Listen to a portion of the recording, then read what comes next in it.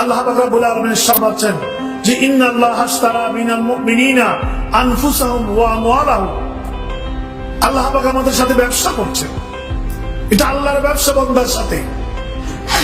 শরীয়তে ইসলামিয়ার ফিকহ অনুযায়ী ব্যবসার মধ্যে চারটা জিনিস থাকে।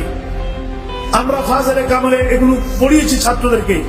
ব্যবসার মধ্যে চারটা জিনিস থাকে।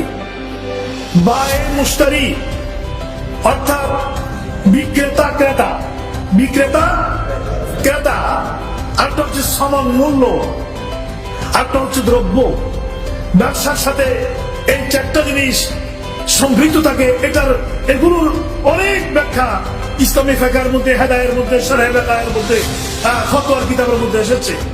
আমি কয়টা কথা বললাম? চারটা। বিক্রেতা ক্রেতা দ্রব্য মূল্য, এই চারটা জিনিস।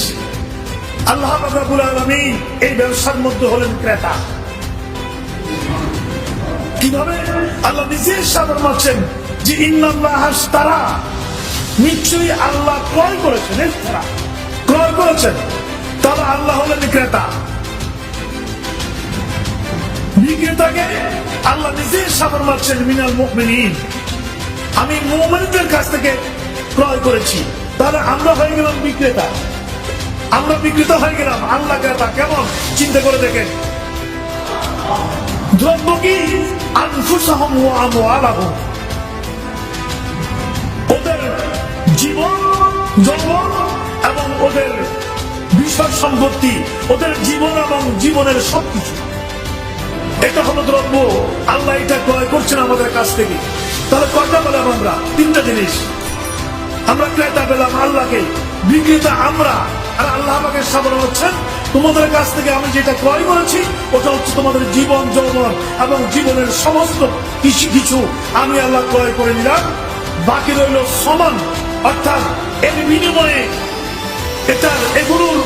এটার বিনিময় কি হলো, এটার মূল্যমান কি হলো, কি দিয়ে আল্লাহ ক্রয় করলো? আল্লাহ সাবধান হচ্ছেন বিআন্না লাহুমুল জান্নাহ, এর বিনিময়ে আমি তোমাদেরকে জান্নাত দিয়ে দেব। চারটা জিনিস শেষ হলো, জান্নাত দিয়ে দেব। কিন্তু একটা শর্ত আছে।